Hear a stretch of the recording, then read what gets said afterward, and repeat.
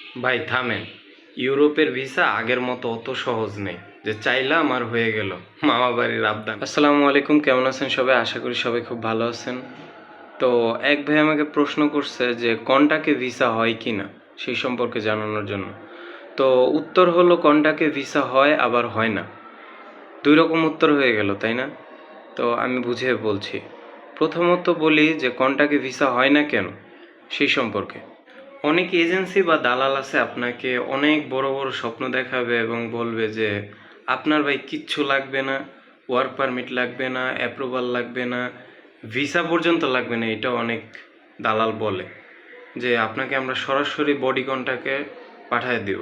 তো যখন এই ধরনের কথা বলবে তখনই আপনারা বুঝবেন যে এখানে ঝামেলা আছে। বৈধ উপায়ে যদি আপনি যান তাহলে অবশ্যই আপনার একটা ভ্যালিড ওয়ার্ক পারমিটের দরকার হবে, সে আপনি যে কোনো দেশেই যান না কেন।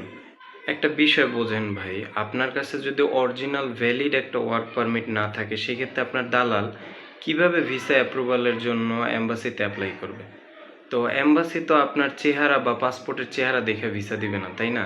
আপনাকে বললো আর আপনি বিশ্বাস করে নিলেন যে আপনারটা কন্টাকে দিয়ে দিছে।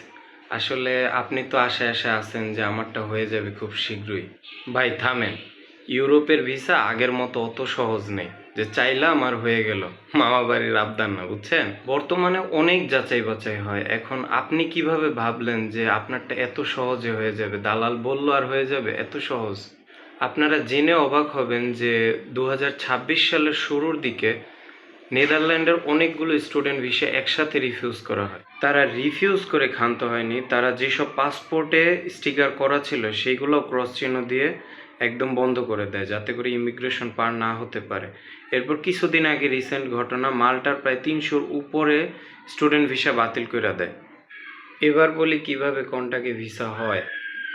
প্রথমত আপনার দালাল বা এজেন্সি করে কি, আপনি যে দেশে যাবেন সেই দেশের যে কোনো কোম্পানি বা উকিলের সাথে এমন একটা চুক্তিতে তারা আবদ্ধ হয় যে, যেমন ধরেন আপনি এখান থেকে যাবেন এরকম আরও 5টা লোক সে ম্যানেজ করে।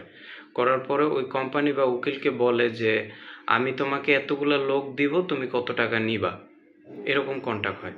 তো ওইখানের উকিলও বলে ঠিক আছে, তুমি আমাকে 5টা লোক দিবা, আমি 5টা লোক নিব, আমাকে তুমি এত টাকা দিবা, কোম্পানির খরচ এত টাকা, আমার যত সকল ডকুমেন্ট আছে আমি এইগুলা এম্বাসিতে সাবমিট করে ডকুমেন্টগুলো সাবমিট করব, ওয়ার্ক পারমিট যা যা লাগে যাবতীয় ডকুমেন্ট সব সাবমিট করব, এরপরে ওই লোকগুলোকে আমি বৈধভাবে নিয়ে আসব। কিন্তু এখানে কথা আছে। কথাটা হলো গিয়া আমি ওদেরকে আনার পরে ওদের যত সকল দায়িত্ব আমি কিছুই নিব না। আমি ওদের থাকার খরচ, খাওয়ার খরচ এবং কাজেরও কোনো সুযোগ সুবিধা দিতে পারবো না। সম্পূর্ণটা ওদের দায়িত্ব, ওরা বুঝে নেবে। এইটাই মূলত কন্ট্রাক্ট ভিসা। আর এই বিষয়টাই হাইড করে আমাদের দালাল রূপী সুন্দর যে মানুষগুলো আছে, ফেরেস্তার মতো মানুষগুলা, তারা। এই কারণেই তারা আমাদেরকে এই বিষয়গুলো বলে না, কারণ এগুলো জানলে তো আমরা ওইখানে আর যাব না। কারণ এতগুলা টাকা খরচ কইরা কখনো কেউ চাইবে না যে ওইখানে গিয়ে বিনা কাজে থাকা, আবার বাংলাদেশ থেকে টাকা নিয়ে এরপর নিজের মতো করে চলা, এটা কেউ চাবে না। কিন্তু এখানে একটা কথা আছে, আপনি যে যাইতেছেন কোনটাকে, এটা কিন্তু সম্পূর্ণ বৈধভাবেই হইতেছে। কারণ ওইখানের কোম্পানি এজেন্সিকে সকল ধরনের ডকুমেন্ট দেয়, যেমন ধরেন ওয়ার্ক পারমিট দেয়, তারপর এম্বাসিতে সাবমিট করার জন্য ওই কোম্পানির যত ডকুমেন্ট আছে সব কিছুই দেয়, যার কারণে এটা বৈধ। আমি বলবো না এটা অবৈধ। এইভাবে মূলত কন্ট্যাক্টটা হয়। এটা এজেন্সি টু ওই যে দেশে আপনাকে পাঠাবে ওই দেশের ভিতরে কন্ট্যাক্টটা হয়, কিন্তু মাঝখানে বলির বকরা হয়ে যান আপনি। এই যে প্রসেসটা বললাম, এই প্রসেসটা আগে হয়তো ইতালিতে। ইতালিতে মোটামুটি অনেক মানুষ গেছে এর আগে যারা এরকম কন্ট্যাক্ট ভিসায় গেছে। কন্ট্যাক্ট ভিসা এরকম গিয়ে তারা মালিক পায় নাই, কাজ পায় নাই। এমনও অনেক লোকের সাথে আমার কথা হয়েছে যারা 5 থেকে 7 বছর হয়ে গেছে এখন পর্যন্ত কোনো ডকুমেন্ট পাইতেছে না, কাজ পাইতেছে না, মালিকের কোনো হদিশ নাই। কিন্তু যারা পাঠাইছে তারা কিন্তু আজ কোটি কোটি টাকার মালিক।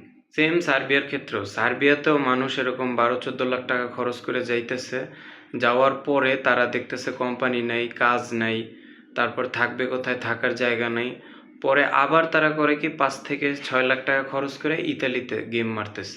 এতে সমস্যাটা হইতেছে পরবর্তীতে যারা যাবে তাদের সমস্যাটা হইতেছে। ইতালির সিন্ডিকেট যেমন জর্জা মেলোনি ভেঙে ফেলছে, ঠিক সেই রকমভাবে দেখবেন সার্বিয়াও একদিন বন্ধ হয়ে যাবে আমাদের জন্য। কারণ আমরা এই সেক্টরটা নিয়ে এখন যেই পরিমাণে খারাপ সিচুয়েশন তৈরি করছি, আসলে পরবর্তীতে আমাদেরকে ভিসা দিবে কিনা সেটা সন্দেহ। কারণ প্রতিনিয়ত জাল ভিসা, জাল অ্যাপ্রুভাল, যার কারণে এই প্রসেসিংটা আরও ধীরগতি হয়ে যেতেছে। ভিসা অনেক কমায় দিতেছে সার্বিয়া। তো যাই হোক, 2028 সাল পর্যন্ত অবশ্য সার্বিয়া ভিসা দেওয়ার কথা বলছে পুরো এশিয়ার ভিতরে, কিন্তু বাংলাদেশ থেকে অনেক কমায় দিবে পরবর্তীতে ভিসা রেশিও। কারণ বাঙালিরা সবচেয়ে বেশি দুর্নীতি করে এই সেক্টরটাতে। অথচ দেখেন পাকিস্তান, ইন্ডিয়া, পার্শ্ববর্তী দেশ নেপাল, এরা কিন্তু এত দুর্নীতি করে না। আর এদের ওইখান থেকে এত খরচও না সার্বিয়া যাওয়ার জন্য, বা অন্য যে কোনো দেশ বলেন, মিডল ইস্ট বলেন বা যে কোনো দেশ বলেন, এত খরচ না কিন্তু। অথচ আমাদের দেশ থেকে কিন্তু অনেক হিউজ পরিমাণ খরচ। এই সার্বিয়ায় আগে 5 থেকে 7 লাখ টাকার ভিতরে যাওয়া যেত প্রথম দিকে, এরপর 8 থেকে 9 লাখ টাকা, এখন সেটা 14 থেকে 16 লাখ টাকা, 18 লাখ টাকাও কন্ট্যাক্ট হয়।